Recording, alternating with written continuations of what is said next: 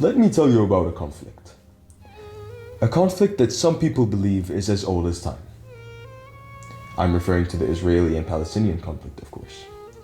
And it did not, in fact, start at the beginning of time. It only started in the year 1948, back when I got this suit. Now, you may be wondering, how were the people affected? How were the individuals of this land affected? Let me tell you. Or better yet, let me show you. Come closer.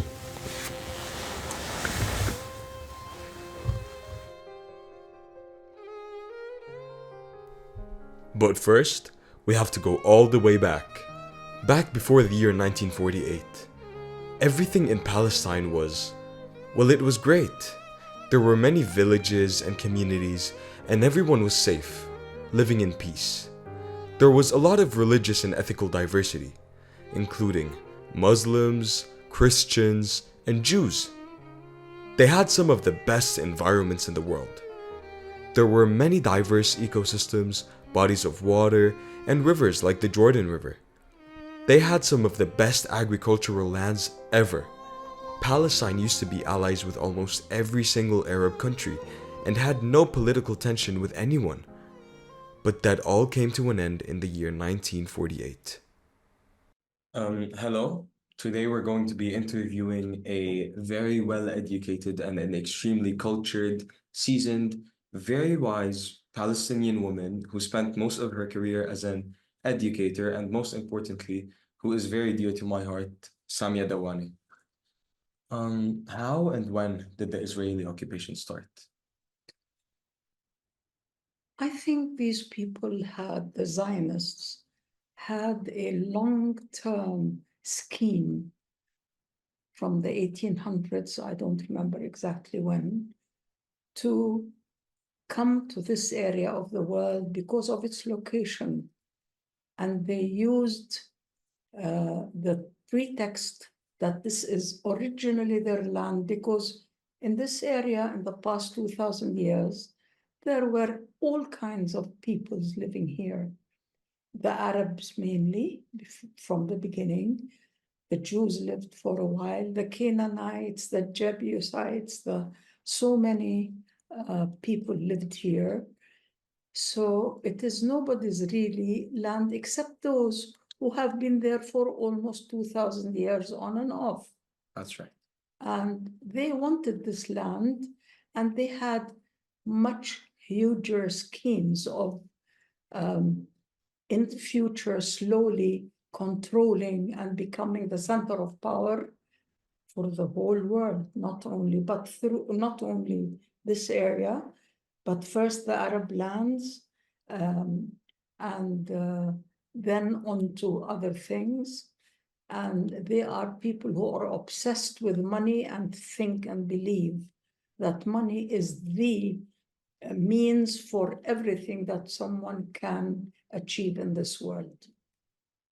If you could tell me how you felt, if you could describe how you felt when you had to leave behind all of your Yeah. belongings and had to leave your country to transition to another country because of the Israeli occupation and the settlers and etc. Well, when we first left, we had to leave because of the bombings and the shootings and the peril, the risks that my parents did not want us children to be subjected to. So finally, I think when the bombing started coming nearer and nearer to what they called the Ba'a Tahta, which is something, I don't know what it is in English, he decided that it's not safe for us.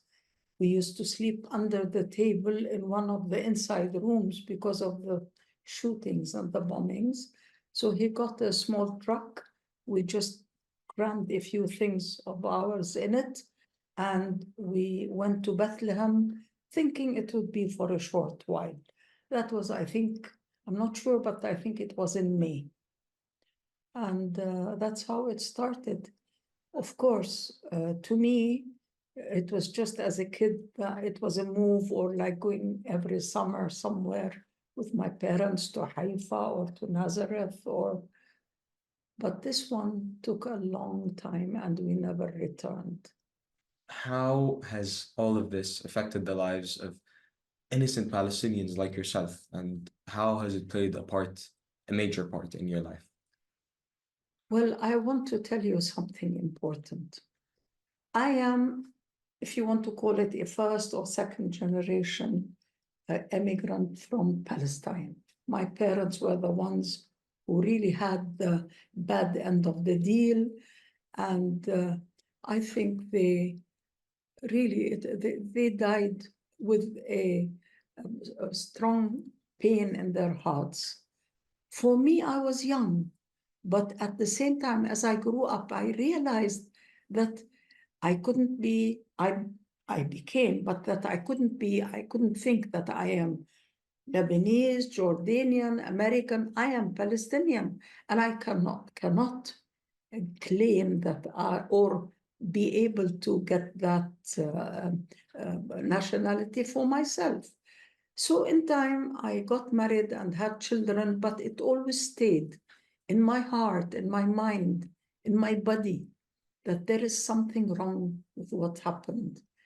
And now, when Palestine and Gaza are, especially Gaza, all this happened, all of these feelings, and not only with me, but with every Palestinian, blew up and actually returned in a much worse and more, uh, um, uh, I want to say, strong feelings and our responses to this.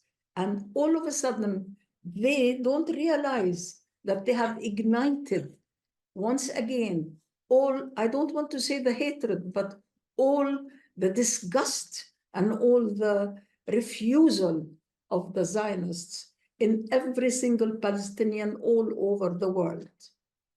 I know based on your teaching career and based on your love for reading that you're familiar with a few books that talk about the Palestinian crisis or that resemble the Palestinian crisis, some of which are, for example, A Little Piece of Ground written by Elizabeth Laird. Can you please elaborate and tell us how you think that these books resemble the Palestinian crisis and how you think that they play a big part in the Palestinian crisis? Yes, well, Elizabeth Laird's book is an excellent example of what the occupation is doing to Palestine. And writing such a lovely book will actually make the world aware of things like that happening in Palestine and in other places. Um, there is, by the way, another book that just came out in Arabic. It's called قناع بلون السماء. I've just read it, meaning a mask, the color of the sky. It also speaks about the suffering and the devious ways that some of the Palestinians have to use in order to be able to survive. Can you please tell us how you think the authors of the books use, for example, literary devices to try to portray to the reader the life in Palestine or the effects and the impacts of the occupation on both sides and on everything else? I'll tell you one thing.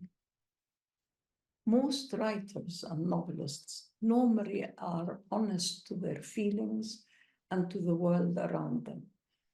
They may invent things, but the things they invent normally are not there to deceive, but to tell the world about things that they see, that they are the ones who, their concept or conception of what they see.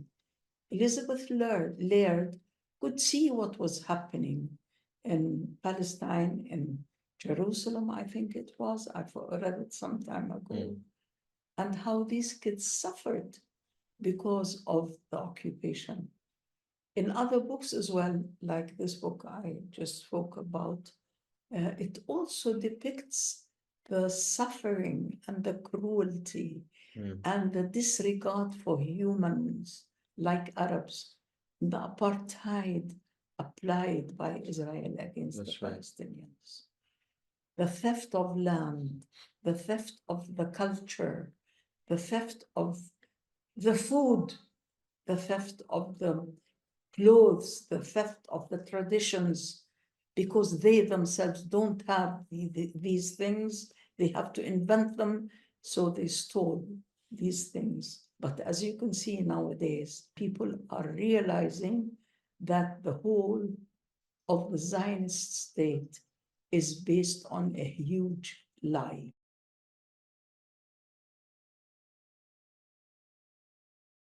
I think that it's now safe to conclude that we have two sides in every war, but only one side in every massacre.